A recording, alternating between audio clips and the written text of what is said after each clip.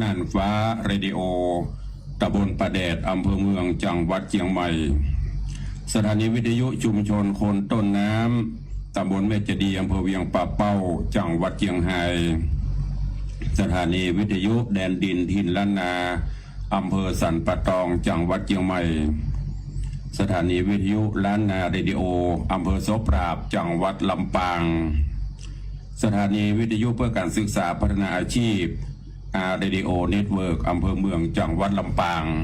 และสถานีวิทยุในเครือข่ายพระพุทธศาสนาทุกสถานีที่ได้ร่วมกันลิงก์สัญญาณถวายเวลาให้กับรายการในวันนี้รายการนี้ดำเนินโดยกล่าวกับผมอาตมภาพพระครูวิสิทธิ์ศิลาพรเจ้าคณะตำบลประแดดเจ้าอาวาสวัดวังสิงห์คำตำบลประแดดอำเภอเมืองเชียงใหม่จังหวัดเชียงใหม่เป็นผู้ดำเนินรายการนำเสียงธรรมะแบบปืนบ้านล้านนามาปมมาป้ากับครูบาอาจารย์ภิกษุสงฆ์องค์สามเณรและสาธุชนญาติโยมเป็นประจำตั้งแต่เวลา6 โมงป่ายถึง7 โมงโดยประมาณวันนี้ต้องขอเจริญขอถวายการต้อนรับครูบาอาจารย์พระเจ้าประสงค์ทุกวัดทุกรูปและเจริญพรต้อนรับสาธุชนทุกท่านเข้าสู่รายการทางต่างสถานีวิทยุและต่างเฟซบุ๊กเฟซไลฟ์ของวัดวังสิงห์คำของ104ธรรมะคลายเครียดวัดไฟหินของคลื่นสีขาวเพื่อเจ้าประชาและติญาติโยมศรัทธาได้กดแชร์กดไลค์สู่สาธุชนญาติโยมในวันนี้หน้าจอของ Facebook ในขณะนี้ก็มีตะกี้เลื่อนขึ้นไปตังบนครูบาอาจารย์เข้ามากันหลายรูปพ่อประตันต้องขอประทานอภัยนาทีนี้กันขณะนี้ก็มีคุณโยมประคำหนุมานอันนี้เจ้าของผู้ผลิตลูกประคำอันเรื่องลือแล้วก็มีคุณโยมปัทมาแจมโรที่กำลังปรากฏอยู่บนหน้าจอนี่เนอะก็ต้องขอต้อนรับทุกท่านเข้าสู่รายการตัวเองประกันวันนี้เป็นวันพระวันศีลเนอะวันพระวันศีลวันนี้เดือน9เหนือออก8 ค่ำเดือน9เหนือออก8 ค่ำวันพระวันศีลหน้านี้ก็จะเป็นเดือน9เป็งตามรายการทัปะวันพระวันศีลก่อนที่จะได้ฟังน้ำฟังธรรมก็จะได้นำทุกท่านเข้าเฝ้าองค์พระผู้มีพระภาคเจ้ากันก่อนเนาะเข้าเฝ้าพระเจ้าแล้วเขาก็ค่อยมาฟังน้ำฟังธรรมแล้วตารายการก็จะได้พบปะอุจาประสานหน้าใหม่ดังที่ได้ปฏิบัติกันมาณโอกาสวันนี้ขอกราบนิมนต์ครูบาอาจารย์ภิกษุสงฆ์สามเณรและญาติโยมศรัทธาติดตามรับฟังรายการอยู่ขณะนี้ก็พร้อมกันไหวพระนพธรรมโดยพวกกันเนอ อิมินาสการเรนะพุทธังอภิปูชยามาอิมินาสการเรนะธัมมังอภิปูชยามาอิมินาสการเรนะสังฆังอภิปูชยามาอะระหังสัมมาสัมพุทโธภควาพุทธังภควันตังอภิวาเทมิสวาขาโตภควตาธัมโมธัมมังนะมัสสามิสุปฏิปันโนภควโตสาวกสังโฆสังฆังนะมามิหันธรรมยังพุทธัสสะภควโตบุพภาคณมกะลังกะโรมะเสนะโมตัสสะภควโตอะระหะโตสัมมาสัมพุทธัสสะนะโมตัสสะภควโตอะระหะโตสัมมาสัมพุทธัสสะนะโมตัสสะภควโตอะระหะโตสัมมาสัมพุทธัสสะ อิติปิโสภะคะวาอะระหังสัมมาสัมพุทโธวิชาจรณะสัมปันโนสุขโตโลกวิทูอนุตตโร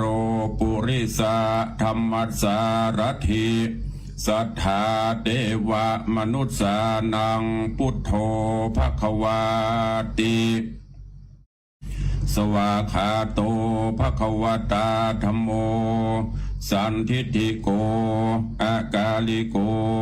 เอหิปัสสิโกโอปัญญิโกปัจจตังเวทิตโปวินยูหิติสุปฏิปันโนภควโตสาวกสังโฆกุชุปฏิปันโนภควโตสาวกสังโฆญาญาปฏิปันโนภควโตสาวกสังโฆ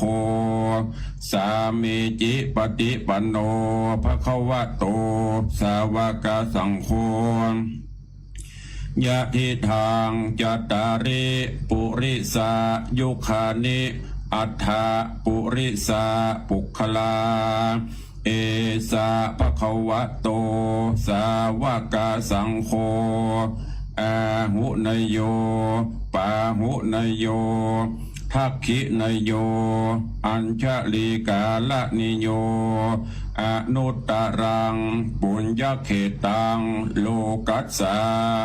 ติ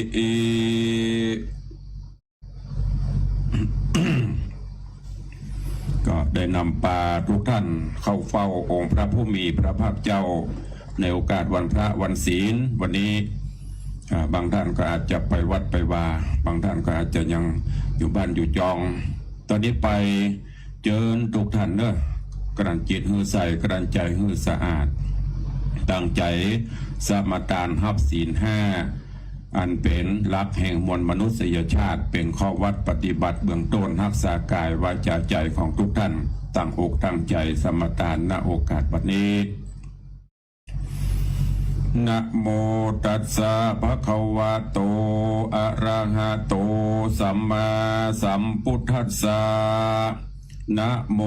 ตัสสะภะคะวะโตอะระหะโตสัมมาสัมพุทธัสสะนะโมตัสสะภะคะวะโตอะระหะโตสัมมาสัมพุทธัสสะพุทธังสรณังคัจฉามิ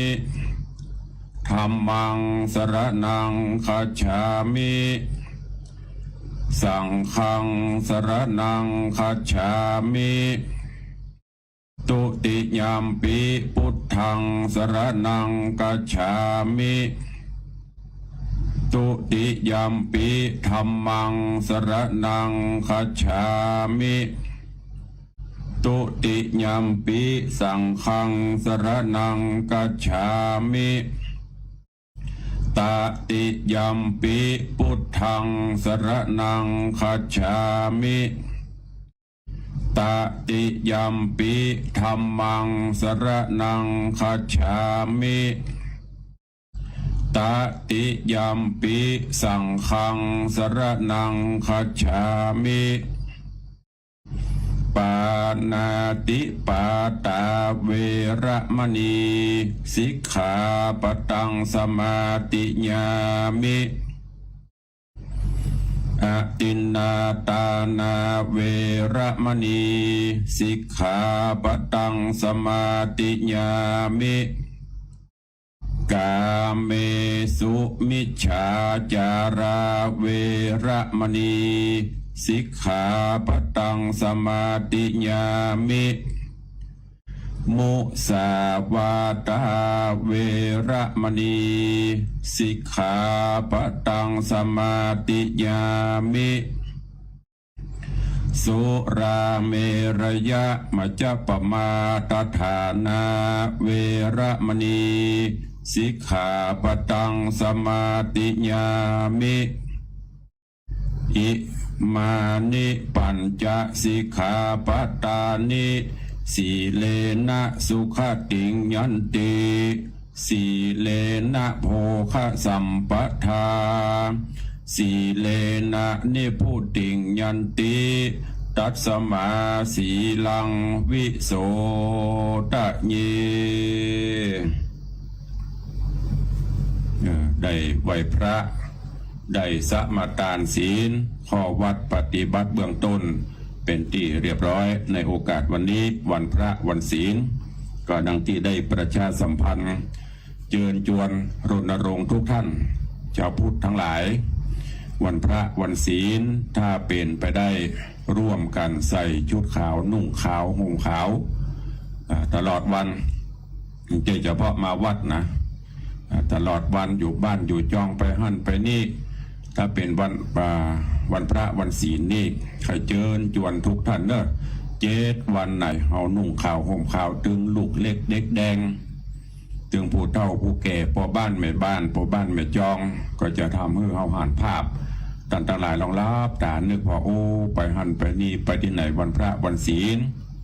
ทั่วพื้นปัตตภีสยามประเทศก็ดีหรือที่ไหนที่เปิ้นนับถือพระพุทธศาสนา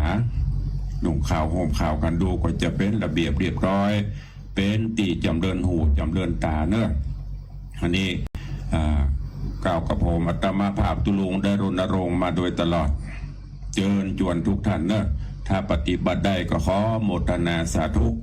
แต่ถ้าโอ้มันลำบากตุลุงยากการเติกหันเติกนี่เดี๋ยวมันจะเปื้อนก็สุดแล้วแต่เนอะอันนี้เพียงแต่เอามาอู้มาเอ่ยให้ฟังก่อนก็วันนี้วันพระวันศีลเวลากระวยล่วงเลยไปป๊อบแป๊บป๊อบแป๊บก็ตอนนี้ไปละ20 กว่านาทีละฟังน้ำฟังธรรมก่อนเฮียก่อนเนาะแล้วก็เดี๋ยวตัดรายการก่อยมาอู้มาจ่าเกี่ยวกับข่าวสารเหตุการณ์บ้านเมืองแล้วก็อู้จ่าประสานน้ำใหม่กันวันนี้ฟังน้ำฟังธรรมทำเรื่องอย่างจำกันได้ก็จะเพราะหลายรูปหลายองค์เมืองพ่องบรรยายพ่องสารคดีธรรมพ่องอย่างตะกี้เขาก็ได้รับการบรรยายฟังการบรรยายจากท่านเจ้านารโยรายการเสียงธรรมจากร่มใต้ร่มโพหรือว่าอันนี้นะลืมไปละรายการของท่านเจ้าก็เสียงดังฟังชัดได้สาระคติข้อคิดเป็นตีละเมาของญาติโยมศรัทธาจบไปตอนนี้กับฟังธรรมเมืองต่อตุลงได้นำเอาธรรมเทศนาเรื่องกรรมพระหมาดำมาเทศประจำวันพุธและวันเสาร์เพื่อให้ญาติโยมทั้งหลายได้รับฟังจบไปละ1 ผูก 1 ตอนผูกที่ 1จบไปวันนี้มาฟังกันต่อในผูกวันที่ 2ก็กำลังถึงตอนที่แม่ของแม่ย่า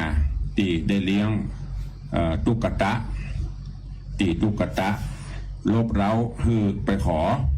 ลูกสาวพญาชมเมืองเนี่ยคนห้องอย่างก็ไก่ฟ้ากับหมาวัดอยู่เป็นคนธรรมดาสามัญบางอาจเอื้อมปุดไปขอเอาลูกสาวพญาเจ้าเมืองกันและโดยความฮักโดยความบินดูหลานแม่ย่าก็ไปในวังแทนที่เปิ้นจะเอาของดีของอย่างไปน้อมถวายแม่ย่าติ้วซาผักพาผักบุ้งเอาไปพอก็ไปกราบทูลเรื่องราวอย่างเงี้ยบอกพญาเจ้าเมืองก็โอ้เนี่ยนี่บ่ฮู้จักที่ต่ำที่สูงกว่าตัวเป็นไผเฮาเป็นไผก็เลยสั่งให้เสนาอำมาตย์จับยับแต่จับยับมาได้ไม่ยากผลาดผลิตลุกล่นก็คนเท่าถ้ามันกั้งตายนะก็ทอวิ่งอันนี้พวกห้องก็วิ่งมาราธอนวิ่งอย่างนี้ปุ๊บปั๊บหายเสียบไปหายบดีไล่บตันเอาพออย่างโคนขี้กั้งเลยนะถ้าขลุกปุ๊บปั๊บเนี่ยกองเข้ากองไปเล่นติ้วได้อยู่โล่นไปจัดไก่เพียงหูคิงโหกูงานนี้ได้จะได้เนี่ยไม่ยากก็เหมือนเดียวกันสวะซาเบาขี้เอาตดสักอย่างโล่นทหารเงียบรัศกรรมก็เลยปล่อยเนี่ยเอาลงไปพอแล้วมันลืมอย่าไปหั่นปรากฏว่าไปพอซาเปิดพอกดเท่าคำเป็นริมป้อปัญญากับมันก็โอ้อันนี้ไม่ใช่สันหน่อยลูกผ้าขี้ริ้วห่อทองรู้นี่ต้องเป็นคนรวยมีฐานะก้า อันเนี้ยญาติโยมทั้งหลายจะไปฟังประมาทเปิ้นหันเปิ้นแต่งตัวบางงามบดีไปฟังประมาทเปิ้นนะ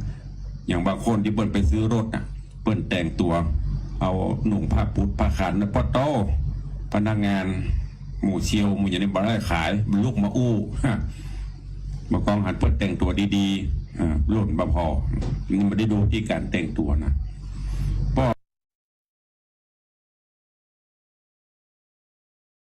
พญากันเลยอันสู่ลอ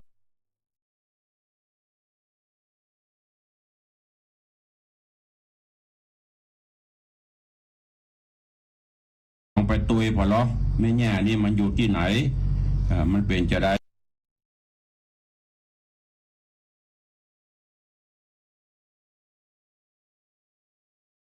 ลูกหลานมันเป็นจะได้ลองไปพอหรอก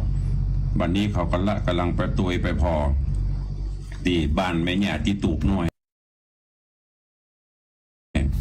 เรื่องราวจะเป็นจะได้ติดตามฟังกันในตอนต่อไปอันเป็นภูครวนที่2ในเรื่องของกรรมพระหมาดำณโอกาสบัดนี้ นะโมตัสสะภะคะวะโตอะระหะโต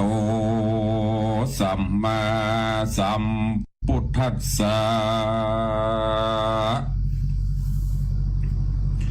ลำดับธรรมเทศนากรรมพระมาดำผูกทวน2ปุ่นดีมองหมุนเบียงกรรมบิดเบียงประมาบุเพกตาปุญญาตาจัดก่อนจักจูงสอนติดตามกรรมพระผ่านตุกยากทะลงวิบากลวงลายจักดาตายกับแย่พญาจักฆ่าเพราะว่าโมโหอัฐะในกาละยามนานโซโหกับปันโนส่วนว่าใจกรรมพระก็มากล่าวกับย่าแห่งตนว่าเฮาควรหนีจากนี่เร็วปันพญาเจ้าหันเฮาตุกยากเป็นเชื้อชาติคนขอตานคนสามานไพรเนาะสามันไพรน้อยเจ้าพญาป้อยดูแควนเฮาก้อยดูไปหน้าก่อนเตอะตั้งแต่นี้ไปหน้าเร็วบ่จ้าเฮาจักมีเข้าของวานนึ่งบ่อยากจะและส่วนอันว่าหลานและย่าก็ปากันหนีจากเมืองที่นั่นไปเหมือนนานนักนาพรหมทัตราชาจึงเรียกร้องมายังเสนาและอำมาตย์ไพรฟ้าราชมนตรีไปตัวหายังใจอนาถาและอัญญาแม่เท้ามาเจ้าไปเสาะหาที่ไหนก็บ่หารตัดใดสักแห่งจริงปิกปอกแล่นคืนมากราบทูลสาพญาเป็นเจ้าว่าตูข้านี้เล่าบ่หานไหนคงหนีไปไกลแต่เล่าตั้งแม่เท่าและลานตนลาดดอยดงพนาป่าใหญ่ป่ากันไปเพียวให้เผาสวนตั้งกระบวนแป้งตูบมุงกุบแล้วโดยหญ้าคาเป็นสุขไปโดยเสียงนกเสียงกาอ่านห้องขานไปมาเป็นที่กวนหลับเมาเอาใจมากนักเมื่อใจผู้นั้นได้ยินยังเสียงอันม่วนไพเราะสนอหูแห่งตนดังอ่านก็เป็นอันหายเสียยังทุกโศกและเศร้ามองตั้งมวลจะและตั้งแต่นั้นเมื่อแน่ฮอดถึงเดือน6นั่นแน่บ่จ้าตุกตะกรรมพระก็หาได้ยังจอบและเสียมและมีดใหญ่เพียวฟันให้ถากทางปลูกยังเข้าปังและแต่งถั่วเต็มไปตัวในส่วนถึงเดือน10บลวนมาบัวรำวันแม่หอดเจ้าดังสองก็ ปากันย่างจอดกระทำกสิกรรมทำนาดำหวานกลาเร็วปันบ่จากก็งอกงามดี อยู่มามีวันหนึ่งหนูแนบหมู่ต่างลายก็ปากันมากัดกินเสาะไส้ยังเข้าให้ในสวนใจตุกตาผู้นั้นนาหันหนูมารบกวนก็แม้โคตรโกธามากนักจริงขัดเองในใจว่าดีแล้วมึงกูจักจับมึงโดยกับดักแห่งกูสู่จักสูญหายวินาศบ่ท่าสงสัยจะแหละนามึงหันกูเป็นคนอนาถาตุกญาติพญาพรหมตัดหากดูแควนกูแถมเล่าอยู่แม้บ่เมินเต้าใดใจตุกตะก็เอากลับไปดักไว้หนูถอยไหลก็ได้ถูกกับดักก็ชิบหายตายไปวันละตัวสองตัววันละเล็กละน้อยมุสิกาโลละจายังพญาหนูเผือกตัวหนึ่งมันก็ปาปริวารแห่งตนไป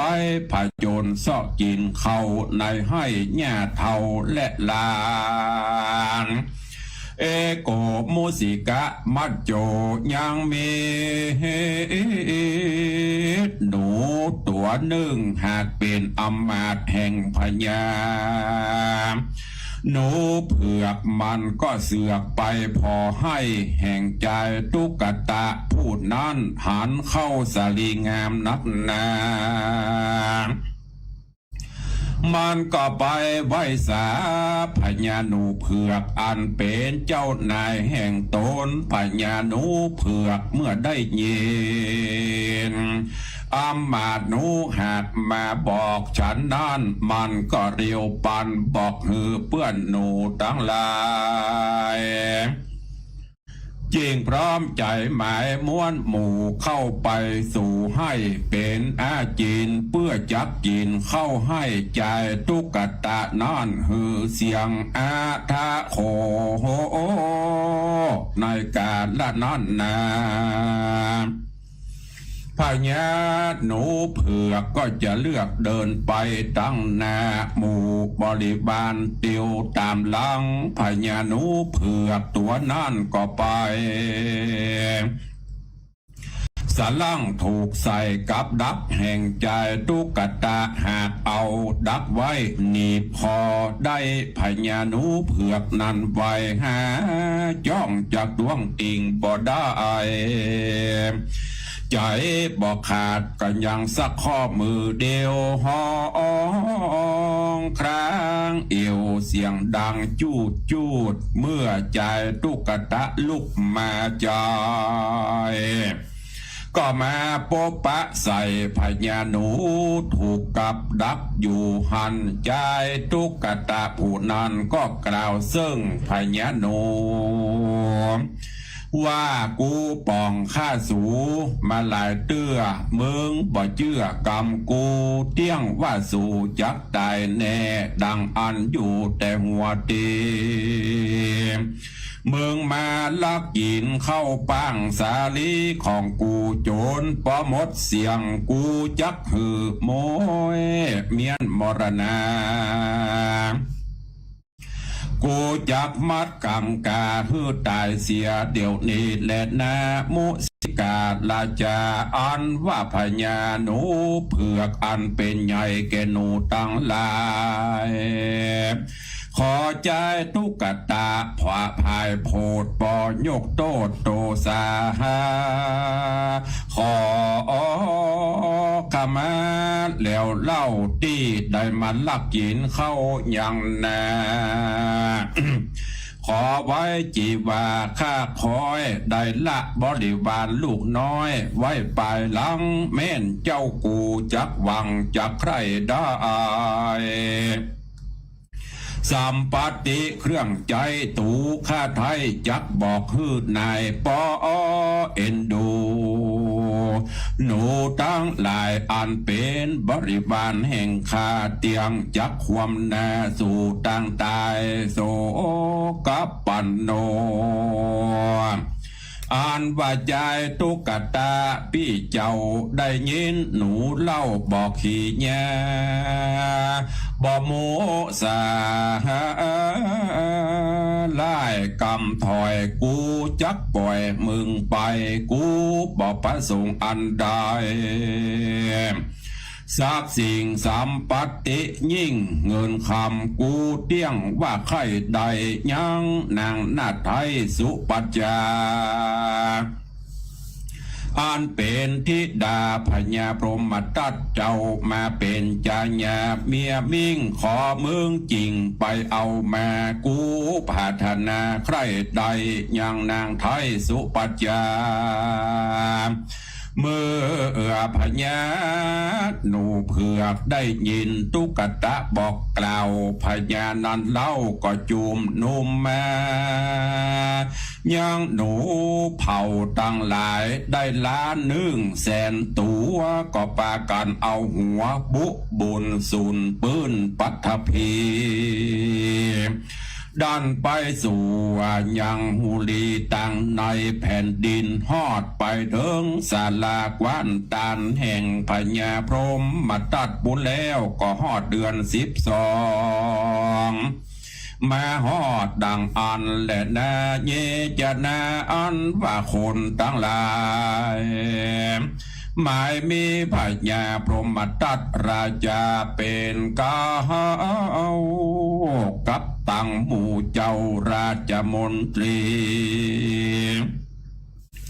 พร้อมด้วยราชเทวีอำมาตย์ปัจจานาราชตั้งหลายก็เสด็จยังใหญ่ไปสู่ยังแก้วกูสลาตานก็มีหันเล่นนาเนติตังขีญาสังวัน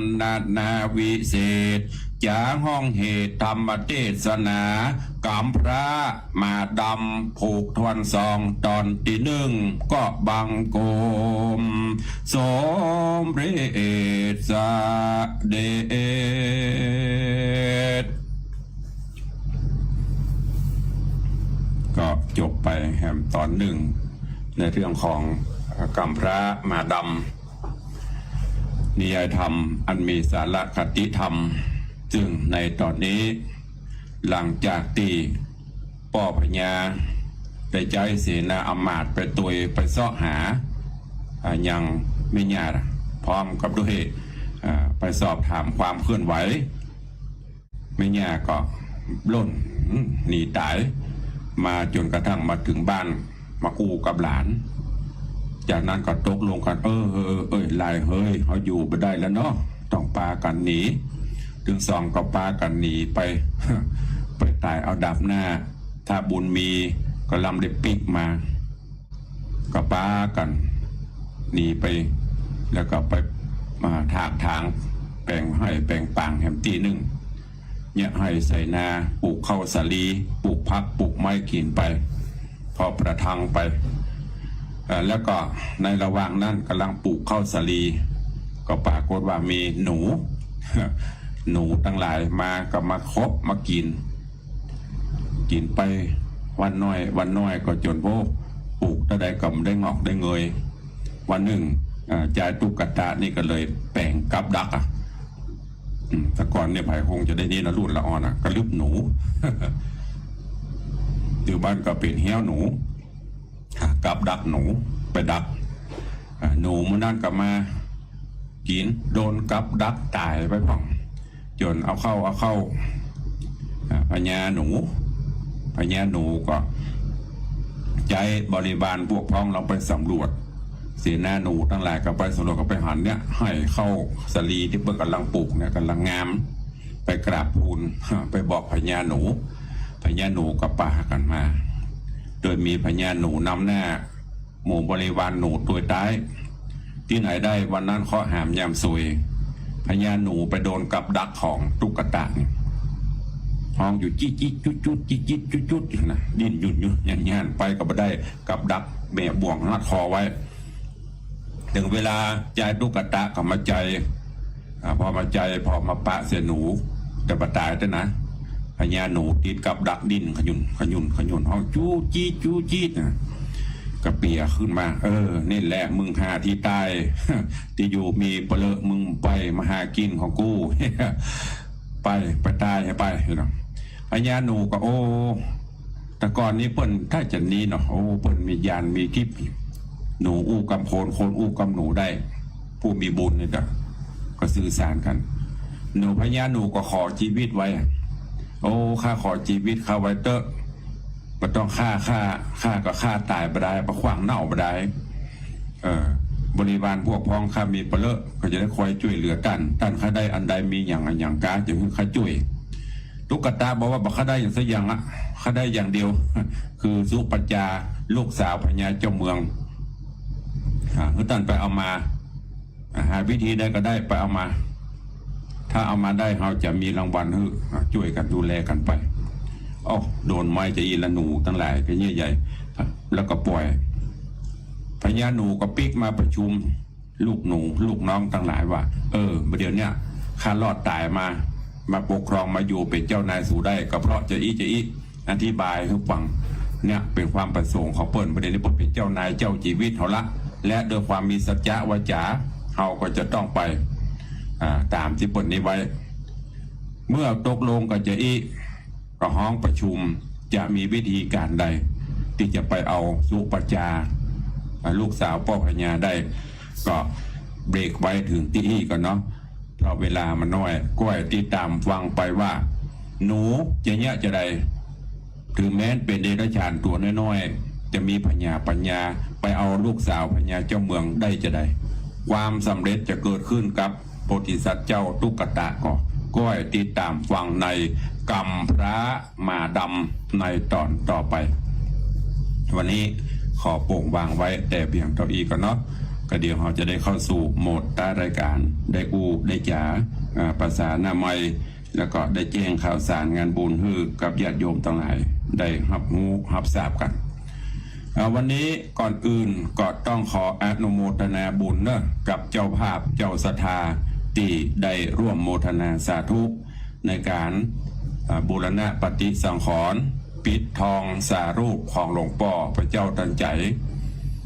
สารูปครูบาเจ้าศรีวิจัยแล้วก็หลวงพ่อสดตลอดจนสมเด็จพุทธจารย์โตหลวงปู่ทอดหลวงปู่ทวดพระรอดหลวงอันนี้เขาจะได้ปิดคำ100%หมดและก็บูรณะปฏิสังขรณ์พระธาตุเจ้าเจดีย์ของวัดโดยหุ้มทองจังโกทาสีแล้วก็หุ้มปิดทองยอดชัดทั้งหมดใหม่ส่วนชัดใหญ่อันใหญ่ก็ตีปรียอดหรือว่ายอดชัดใหญ่ก็จะประดับไปด้วยทองคำก็สุดแล้วแต่บุญบารมีจะได้เท่าใดและตอนนี้อนุโมทนาบุญขอบคุณกับญาติโยมที่ได้มีกุศลเจตนาร่วมเป็นเจ้าภาพชัดน้อยหรือว่าชัดบริวารซึ่งมีถึงหมดกันชัดบริวารมี4ตัวแล้วก็มีสัพพโทนแถม4ตัว4ด้านมีชัดบริวาร4แจง4มุมพระธาตุใหญ่แล้วก็มีสัพพโทนในตอนนี้เจ้าภาพชัดน้อยก็มีโยมแม่ปราณีพยาไคหพลบ้านหนองแต้นพร้อมลูกหลาน1ตัว8,000 บาทแม่จันดีวิสุทธินันท์เจดีย์แม่ครัวร่วมเป็นเจ้าภาพ1ตัวบริจาค10,000 บาทของแม่ปราณีตะกี้ลืมไปข่าวก่อนเปิดบริจาครวมทั้งหมด11,000 บาทนอกจากนั้นก็มีโยมป้ออาจารย์บุญมาแม่ตุนแก้วทาคำแปงพร้อมลูกหลานมคณายกป้ออาจารย์นำกินน้ำตาลวัดวังสิงห์คำวันนี้ก็ร่วมเป็นเจ้าภาพ1ตัว8,000 บาทมีป้อสุธรรมแม่สมศรีฟองเปงบ้านต้นลุงตำบลบ้านจ้างอำเภอแม่แตงจังหวัดเชียงใหม่ก็ร่วมเป็นเจ้าภาพชัดเล็กชัดน้อย1ตัว8,000 บาทตอนนี้เจ้าภาพชัดก็ครบไปละค้างซับปะทนจ้องหลวงปิดทองเหมือนกัน4มุมพระธาตุก็ตัวละ8,000 บาทท่านใดมีเจตนาจะร่วมก็เจริญปอนเนอะนอกจากนั้นอนุโมทนาบุญขอบคุณกับ โยมพี่ไอบุญมีโยมวัลภาโยมนางสาวเกศสุดานารัตตะร่วมโมทนาบุญ600 บาทโยมแม่จันเพนคำโปธาแม่เฮียร่วมเป็นเจ้าภาพมา600 บาทนะอนุโมทนาบุญตัวเองแล้วก็มีโยมปอสนันแม่เตียมหรือว่าโยมสนันโยมเตียมชัยคุณแม่ข่าวรวมโมทนาบุญมาตัว1,000 บาทแม่อุดคิดชัย300โยมแดงร้านรักสัตว์500 บาทโยมสุรีโยมนางสาวจิตตินาถไมศรีรวมโมทนาบุญตัวก็ขออนุโมทนาขอบคุณตัวแล้วก็ต่อจากวันก่อนตีตุลุงได้ประกาศอันนี้ปีที่หอมมาก่อนเนอะก็ขออนุโมทนาย้ำเตือนคำก็ก่อยประกาศไปวันน้อยไม่น้อยขอบคุณโยมแม่จันตาหินศีลแม่อุ้ยคำใจคำแม่ยอดเรือนจันทราชาแม่อุตสาใจแก้วโยมธนาพรก้อนแก้วแม่ยอดเรือนช่างขายปออรุณสุว่าแม่สุวรสใจโตแม่จันวันโชคตาเรือนเด็กหญิงวรรณศิการกันทวงศ์หรือว่าน้องวิดานายนิคมอินตะแก้วแม่ลีดตันแสนปอทองสุขแม่เดือนชายอินตะแก้วแม่พันนีศิลาน้อยโยมปานทิพย์สมจิตแสงจันทร์พิมพ์จันทร์รุ่งนภากวงคำอภิเชษยามโนพ่อคำแม่คำบุญทลักษ์บรรปะกล้วยสันทรายแม่บัวพัดสมศักดิ์แล้วก็ตระกูลแก้วกำเนิดตระกูลอุ่นใจตระกูลธรรมทวัชชัยตระกูลมุสิกวัฒน์ขออนุโมทนาแม่แก้วมาใบวุฒิแม่อัมพันธ์ยานตาลแม่ลูนคุณยศยิ่งโยมรัตดาคุณยศยิ่งเนาะอันนี้ก็ร่วมโมทนาบุญไปตุลงก็ก้อยๆมาประกาศอันนี้ตั้งแต่เริ่มแรกมาไปเรื่อยๆเนาะวันละน้อยขอบคุณทุกท่านโดยใครจะให้จะห้อมในยุคโควิดจะไปวิดบุญเนาะห่วมกันไปกินตานไปทำบุญหยาดน้ำกินตานหลวงลายจับสุขสบายต่อเต้ากุมเท่าต่อเต้าไปหน้าเป็นบุญเป็นกุศลสะพานบุญของเราไปท่านผู้ใดจะร่วมก็เจริญปอนเจริญเนอะวันนี้ญาติโยมทั้งหลายสถานการณ์โรคโควิดก็ถือว่าดีไหมก็ลดลงไปพ่องแต่ว่านี่ดูเหมือนจะเหลือกี่คน5-6 คนติดมาบางพ่องก็ลงอันนี้แกมเล่นเนาะโอ้โควิดในเมืองไทยนี่โดนตดมดไล่เข้าไปอยู่ในคอกมดเลยเนาะถ้าไปอยู่ในคอกก็ดิ่งปรากฏว่าแต่ในคุกในคอกติดหมดตอนนี้เปิ้นกำลังรณรงค์เนอะคือร่วมกันไปฉีดยาจะไปปัวไปฉีดยาวันนี้มีกรรมอย่างปห้องข้าวรณรงค์มาเพื่อนอย่าโยมทั้งหลายลองฟังเนาะไอ้เบิ่มการันตีไอ้เบิ่มการันตีเปิ้นก็เดี๋ยวมอกเป็นตัวอย่างสักเล็กสักน้อยแล้วก็เดี๋ยวก็จะได้กันต่อกำคืนเปิ้นชิดถึงมันยังมาตายบางคนก็แพ้แต่ก็บรรลัยโอ้ฟังตื้อหักกำลังจะเปิดอันนี้คือฟังฮัลโหลเราทำไม่ได้ฟังแล้วก็เจริญปอนบ่ได้เดี๋ยวก่อนป้อนนานเดี๋ยวก่อนเนาะเดี๋ยวใจเย็นๆเดี๋ยวท่านก็จะกำลังป้อนอันส่งเทพมาฮือรณรงค์ฉีดยาเดี๋ยวถ้าบอกนำไม้กวยเนอะตัดปัญหาตัดสินใจฉีดจะฉีดวัคซีนมาเป็นกำคืดเปิ้นฉีดทึดๆมันยังมาตายบางคนก็แพ้แต่ก็บรรลัยมีบักกี่ลายต้องอันเจ้าควรตัดสินใจฉีดคนเท่าเพราะความเสี่ยงเฮาสูงนักฉีดเพื่อตัวเองเพื่อคนที่ฮักเขาจะมาได้กังวลเมื่อฉีดไปแล้วก็ย่อมได้ผลจะได้เป็นคนที่มีภูมิต้านไปไหนมาไหนจะมาได้ย่านมีภูมิต้านทานพ่องละแต่ย้อนวัคซีนก็จังมันนะคนจะมาได้ดูแขวนรัฐประกันไว้ตายได้400,000แถมส่งตัวแทนมอบพวงลีดื้อแต่ถ้าเฮากลัวเป็นคนหัวดื้อมายอมร่วมมือกับรัฐบังเอิญมาติดโควิดไวรัสป่วยนักถึงต้องตายไปลูกหลานพี่น้องจะต้องเสียใจเพราะมาได้ไปดูแลพ่อเฝ้าแถมตายวันใดเผาวันนั้นเจ้าหมอบอกให้เก็บเอาไว้หูบก็บางงามใส่กรอบดอกไม้คือแขกเรือได้ขอขมา ประวัติเท่านั้นดีแค่ไหนหนาบ่มีเวลามาอ่านอวดอู้คนรวยคนจนเหมือนกันทุกผู้เป็นดีเอ็นดูเช่นล้ำลูกเต้าอยู่ไก่บ่ได้หันซ้ำบ่ได้ล้างหน้าจุดไฟเมื่อเป็นอย่างนี้ต้องตัดสินใจจะตายอย่างใดเลือกเอาเถอะเจ้าเลือกเอาเถอะเจ้าขอบคุณคุณสาครพงษ์ชัยครับ ก็ฟังแล้วเป็นจะได้พ่อง อันนี้เป็นข้าวรณรงค์ในการฉีดวัคซีนป้องกันโรคโควิด ฟังแล้วก็น่าคิดประวัติดีปันได้กระจ่างถ้าตายเป็นโควิดหมดสิทธิ์ได้อ่าน เพราะนั้นก็รณรงค์ร่วมแรงร่วมใจกันตุเจ้าพนายเขาก็มากันเนอะมันต้องกลัวละของผมก็ไปลงทะเบียนเรียบร้อยละปุ่นจะได้ฉีดวันที่เก้ากรกฎาคมปุ่นก่อนถ้ามาบวยก็จะไปฉีดบวยละบรรลุปึกปักก็ได้400,000ละถ้ามันโควิดมาโจทย์แต่ก่อนจะไม่ได้สักบาทเนอะก็นี่ก็รณรงค์ช่วยกันเอาละเนาะเวลาปอกควรละจะได้อูจ่าภาษานามายเอาปนานประเสริฐเข้ามาได้เลยเนอะตะกี้เข้ามาบัตันได้อูเตือกำลังจะเปิดไอ้สปอร์ตรณรงค์บัได้อูด้วย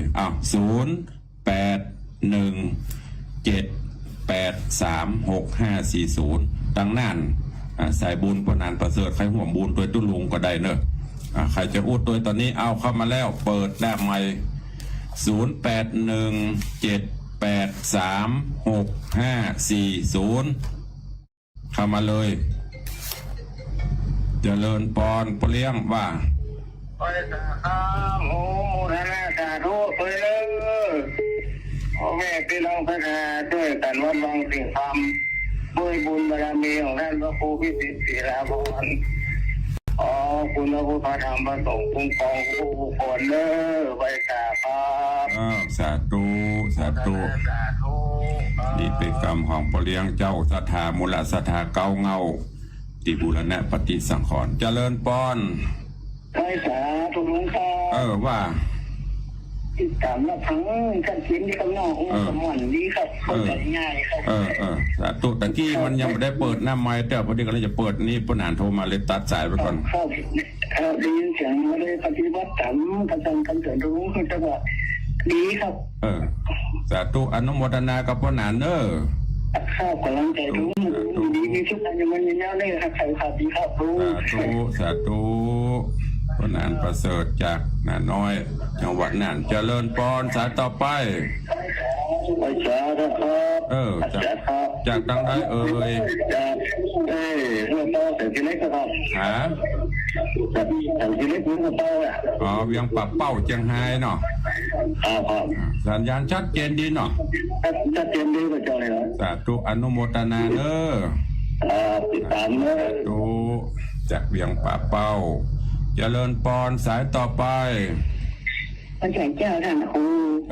แม่โทษจากไหนเอ่ยจากอำเภอลี่เจ้าจากลี่สาธุคุณดีเจ้าสาธุนะแม่เนอเจริญปอน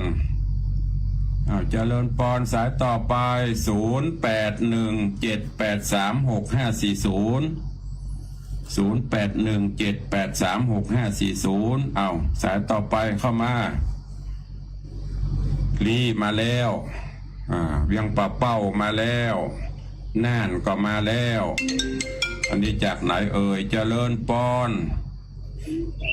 กับไปจากเจริญพระครูจากแม่สุเตี้ยมันศิลปรจิตเตี้ยนั่นโองละคุณเด้อสาธุอนุโมทนาพระครูได้แต่แรกกระโดดไหนยังเด้อกำลังผูกแรกอยู่กับเจ้าที่แม่ติดตามตลอดอันนี้ผูกที่2แล้วเจริญปอนขนาดติดตามตลอดนะอันนี้ผูกแรกกับเจ้าเจริญปอนด้วยสแกนเจ้าว่าทำเป็นวันนี้ของจุลุงมันสุขภาพแข็งแรงนะเจ้าสาธุอนุโมทนาฟังถึงวันก็ใส่กันทำถึงวันเนอะวันละ3 บาท 5 บาทสายต่อไป0817836540วันนี้โซนทางใต้นี่ยังมาตะเนอทางจอมตองสันปะตองห่างดงแม่วางยังมาเข้ามาเตือนใครฟังอยู่เข้ามาได้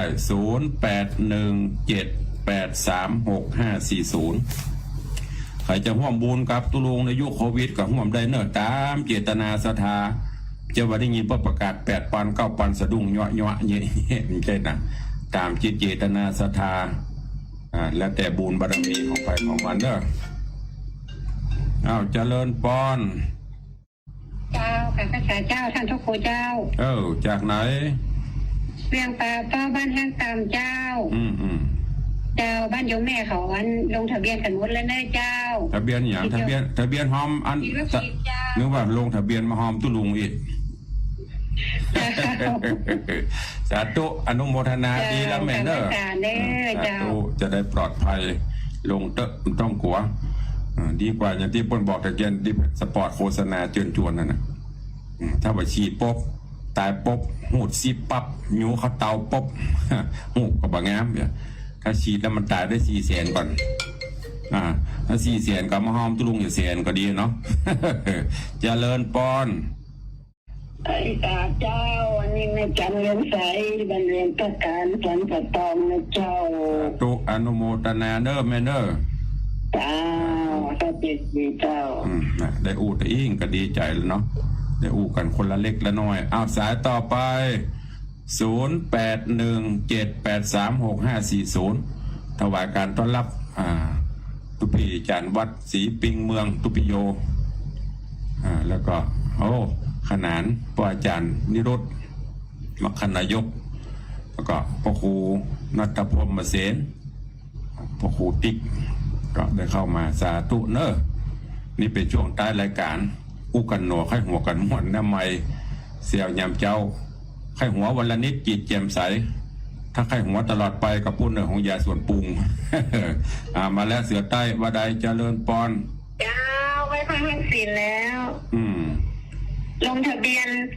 เรียบร้อยยังไม่ได้ฉีดเจ้ากรกฎาก่อนดีละใกล้ๆตุลุงบอกเจ้าวันนั้นเจ้าได้ยินแล้วก็เลยมาฟังมาลงจ้ะสาธุอนุโมทนาดีบุญท่านเจ้าโดยกำลังใจสาธุบุญรักษาสาธุเจ้ายมแม่ปราณีพยัคฆ์ไคหพลเสือใต้วันนี้สิ่งเหนือยังมาจ้ะชายกลางมาละชายใหญ่มาละตุปีสิทธิชัยถวายการต้อนรับเนอะสู่รายการเจริญปอนสาขาสัตว์ปูจากทางใดจ๊ะแม่ปูคาสัตว์กระแปงครับแม่ปูคาสัตว์กระแปงเด้อตุเนออนุโมทนาจากสันกับแปงเอาสายต่อไปเจริญปอนเจ้ากราบนมัสการเจ้าไม่กันตังเงินปะเป้าเจ้าวันนี้เวียงปะเป้าบุกแรงเนาะตั้งนานนี่มีกับพ่อนานประเสริฐคนเดียวได้ไปเจือบ้าน่ะแต่ลองฟังเดี๋ยวก็จะไปละเอียดไปไหนก็เดี๋ยวสายก็จะไปที่ตู้ต่างสาธุตู้บุญนะจ๊ะเจ้าว่าตาเจ้าเวียงปะเป้าเนี่ยเป็นเข้มแข็งตั้งนั้นพ่อนานประเสริฐต้องไปรณอะไรหาเครือข่ายตั้งนานมันนักเนอะมีกับพ่อนานคนเดียวนะไม่ได้บริวารต้องประเดียวเซลเล่นบดายเนอะติดฟังอยู่ก็หลายใครจะอุดด้วยก็เข้ามาเดี๋ยวเวลาแถมประมาณ2 นาที3 นาทีเนอะ0817836540